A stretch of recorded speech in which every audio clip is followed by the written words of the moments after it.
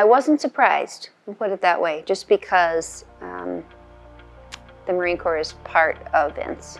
It just, you don't stop being a Marine when you take off the uniform.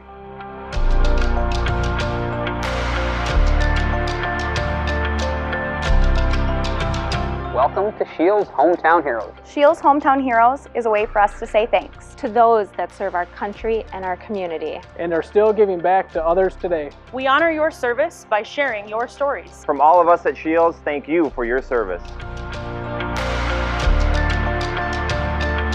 Hi, Vince. Vince, I am so very honored to be able to present this to you on behalf of Scheels. We are so thankful for everything you've done for our country, your time, your service, and your dedication. Not to mention the countless time you put in for Toys for Tots, collecting all those toys for all those children to open up toys on Christmas morning. I can't tell you how thankful we are for everything you do for this community. So thank you, and this is for you. Well, you have done amazing things.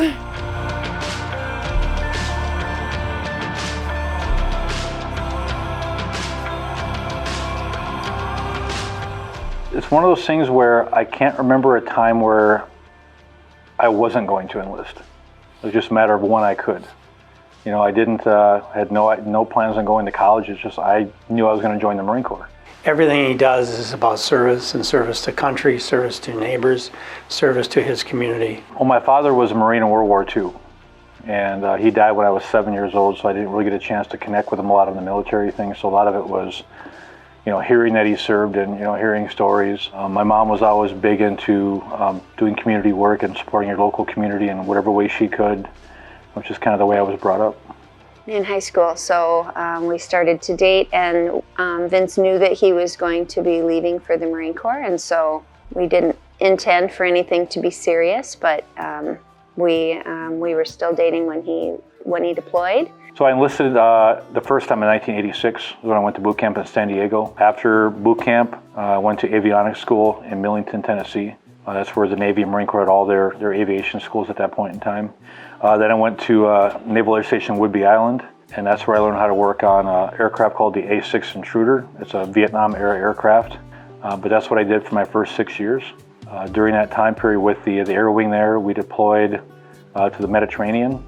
That was a great eye-opening, you know, kid from small town Minnesota, you know, going up to the Eiffel Tower and the Coliseum and climbing the pyramids. I mean, it was a dream come true. I like to say I went to Eau Claire and Vince went to see the world, because I just went to college and he got to tour all kinds of fascinating places, travel with the Marine Corps, working, of course.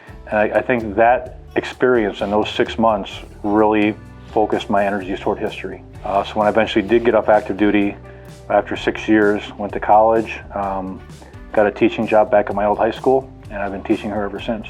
My first impression was during the interview process. He was on the interview team with the teachers and staff, and I remember the way he shook my hand and said "oorah" as a fellow Marine. I knew that I had a person in my corner right there during the interviews. He is busy with many things. He teaches, he coaches, he's head track coach and has been for many years. He has been a volunteer firefighter in Hayfield for, I believe it's 18 years. He is Scoutmaster for Troop 50 in Hayfield, and he's been involved with Boy Scouts and has seen both of our boys through their scouting years and continues to do that.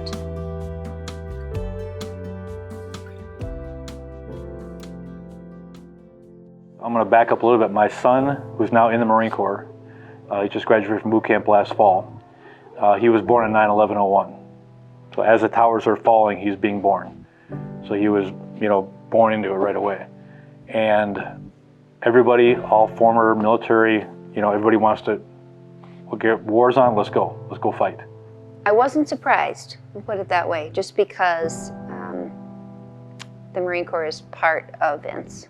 It just, you don't stop being a Marine when you take off the uniform. And after a 14-year break in service, he went back into the Marine Corps as a reservist. My kids were younger. See, my daughter, but she would have been 11. Then my boys would have been like 8 and 7. And I think they were nervous about Dad being gone. And missing that much of their life is painful for all of us. But I think in some ways they're stronger and I think they have a better appreciation of what military families go through. Well, it's not for me to limit his involvement because it's important for him to be able to serve, and that's where he shines. Vince was he's just the fellow that does whatever needs to be done. He's very handy, and I'm so grateful for that. So before he left, in order to be ready, I needed to make a list of all the different people. If this goes wrong, this is who I call. So I had that, and I knew several people in the community that I could call to help out. But what I didn't anticipate is that people stepped up and offered to help without me asking.